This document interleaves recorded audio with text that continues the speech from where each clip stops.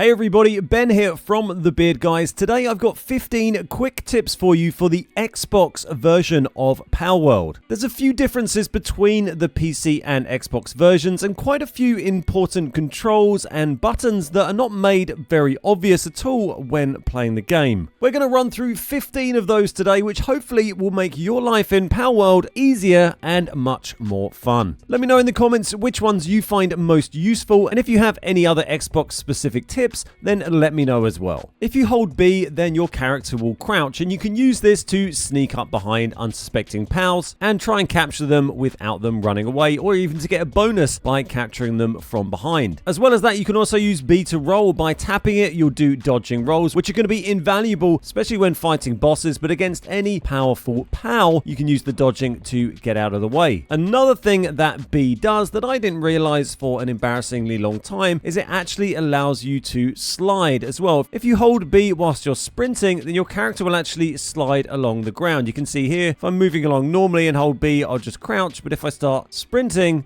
and hold it down, then we'll slide on the ground. Doesn't really do a huge amount when you're on a flat ground like this, but if you're going down a hill and you do a slide, you can also do it from jumping, then you will slide all the way down the hill, and your momentum will even carry you a bit further. So whenever you're traversing the world and you're going to go down a hill, make sure you do a slide and you're going to get down a lot quicker. Not only that, you can also pair the slide up with a glider to give yourself much more momentum and glide really far. If I do a slide here and then jump and then pull my glider, you can see we've got loads of speed and we actually go pretty far. If you just glide from standing, then you can see you just don't really have much momentum and you won't go very far at all. So do the slide first if you can, and you'll go absolutely miles. By the way, once you've got a glider equipped, you tap A to jump and then tap A again and you'll instigate your glider. If you've got a rideable mount and you've crafted a saddle for it, such as the dire how here, I've got the saddled harness equipped. Once it's deployed, if you want to ride it, you can't really run up to it because they run the same way as you do and will just keep running away. But if you just hold down the X button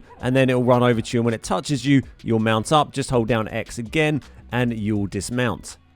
If, like me, you're an inverted Y-axis player normally and you've been struggling with that option not actually working in game settings, if you change the invert right stick X-axis setting to on, that actually seems to invert the Y-axis rather than the X. Invert Y doesn't work as a setting. I had to just learn to play uninverted when I was playing the other day. But if you actually change the invert right stick X-axis to on, you will find that pulling down looks up and pushing up looks down. If you're like me and you learn to play games playing GoldenEye on the N64 or whatever, and you play inverted Y, then that is going to save your day. Next up, some useful inventory controls to know. There's a quick stack button, so if you just go up to any chest and it already has something in it that you have in your inventory, for example, you can see this fiber I have here and there's some fiber here. If I press RB on my controller, it will stack everything I have in my inventory automatically into that chest. So you can use this to be really efficient, just running up to all of your chests when you have an inventory full of stuff and then just tapping RB as soon as you open them, and it will stack anything that you need to stack into that chest. And it's a great way of clearing out your inventory without really even having to look at what is in the chest. As well as that, you can press X to split a stack in half and take half. It doesn't seem to be a button for taking one at the moment, which is a shame, or a button for dropping when you're holding something. To drop stuff, you have to open your inventory, pick it up, and then drag it down to the drop button here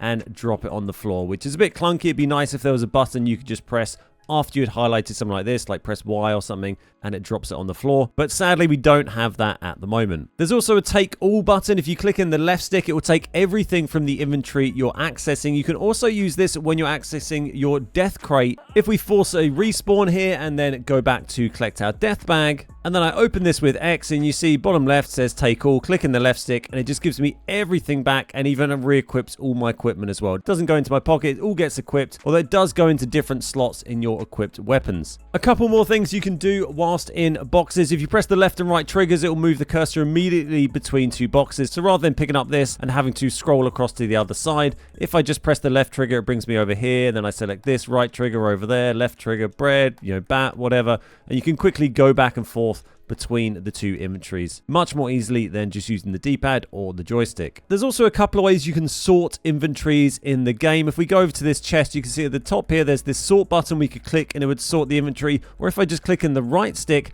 that will sort the whole inventory there by type. And again, in my inventory, I could do that by clicking this button here. You see it's rejigged everything around. Or if I wanted, I could click in the right stick here and it would sort it as well. For some reason, the clicking right stick option doesn't work if you're just accessing your inventory like this rather than in a storage container. And I click right stick, that doesn't actually seem to do anything, but you can still sort by going up to this button here. And lastly, on most storage containers, there's this little arrow here, which is a take all button, which will chuck everything from that container directly into your inventory. Then just tap Y on all of the items to chuck them straight back in. Just a quick note on equipment and weapon assignment. If you press Y, you will cycle through your equipped weapons and you have 4 different slots that you can use. If you open up your inventory, you can see these 4 weapon slots here can have various things in them. This is the grappling gun. We've got my pickaxe and my stone axe in there. We've got my handheld torch, but I could put my crossbow in here. I could put my bat in here. And then when you're out and about in the world, if you just tap Y, you'll scroll through those 4 options in order. If you want to assign specific pals in your base that aren't on your team to do a particular task, you can go up to them and actually press X to pick them up. You see it says lift, and then you can carry them wherever you like and then throw them onto a particular station and they will perform that job. Another handy use for the X button is when you're in your pal box looking at your pals like this. If you press X on any of these, then it'll bring up this full info page where you can see all the names of the work suitability things on the right hand side if you're not familiar with the icons, as well as being able to select and swap all the active skills they have and even go down to see their passive skills as well. A good tip to know at the repair bench is that as well as being able to repair items one by one by selecting them, say I select my torch here, it says I can press the start button to repair that and then it will gradually repair. But what you can also do is tap the Y button, it will bring up the repair all option. You can see it's got all of my damaged stuff shown here, exactly what it will cost to repair, and then I can press yes and it will repair all of that stuff in one go. And one last little feature that's useful to know is if you go into your pal deck, as well as being able to view their stats and abilities like this, you can also select a pal and then press RT, right trigger, to go to the habitat view, and you're able to view exactly where